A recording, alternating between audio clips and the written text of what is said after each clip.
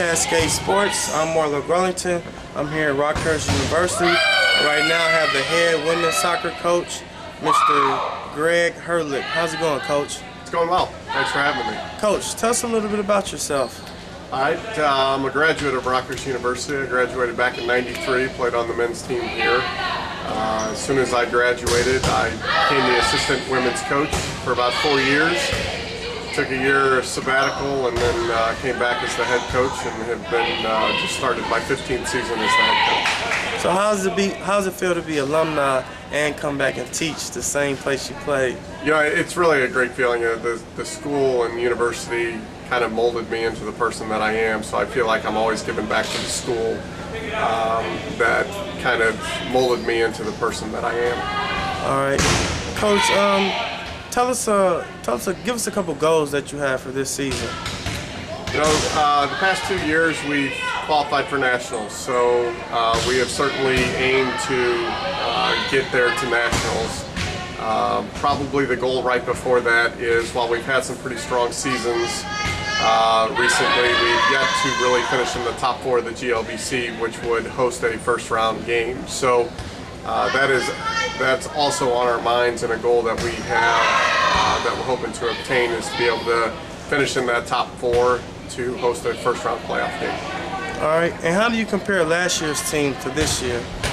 You know, I think this year's team is pretty equivalent to last year's team. I graduated just 3 seniors. I have a pretty talented freshman group that's in here, so I think on paper we may be better than last year. However, what happens on paper is totally different than what happens on the field, so we got to continually to work hard, but hopefully things will pan out in the end and get on a little roll here. All right, Coach, with Cascade Sports being home and a student athlete, tell us how you feel about students getting their education as well as playing sports. I'm a heavy advocate of that. I preach when I'm out on the recruiting path that academics is first. I recognize, while I consider to have a pretty solid program here, that no one's going to be on the women's national team from here. So the meal ticket for all of these players is to get that sheet of paper that says they graduated. I take pride in having a very high team GPA. About 4 years ago, we were the #1 team in the entire country with a cumulative GPA of about a 3.7. And since then, we hover around 3.5, 3.6, which I think just speaks volumes of the type of student athletes that we have here at Rockhurst. Nice, nice. Definitely important to be a student of the game. Give us a couple of your up-and-coming games that you feel is going to be a challenge for the team. So this weekend, on Friday night, we host Southern Indiana, who is definitely off to a good start. They always seem to give us a handful.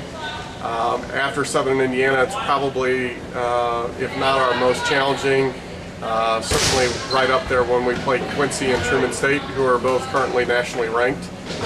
So that's the first weekend of October. So that's certainly a weekend that we'll really get a good sense of how we're going to do this year. All right, Coach, any last words? I appreciate your time, and if there's anything else I can do, please let me know. All right, well, we want to ask that the community come out and support the Lady Hawks, and we want to thank head coach Greg Herdlick, head women's soccer coach.